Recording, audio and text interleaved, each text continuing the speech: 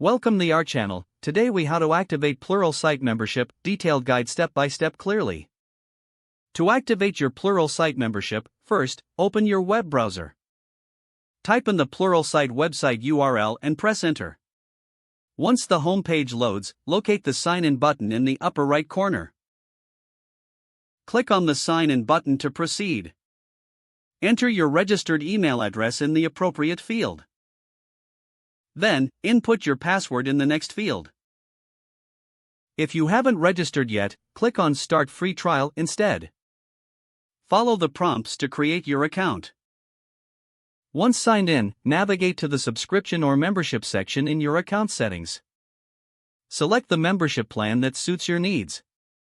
Click on the Activate or Start Membership button. You will be directed to a payment page. Fill in your payment information accurately.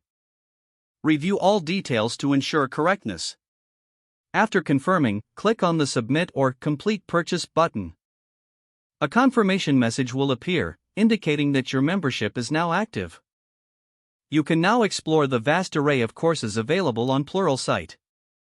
If you encounter any issues, visit the support section for assistance.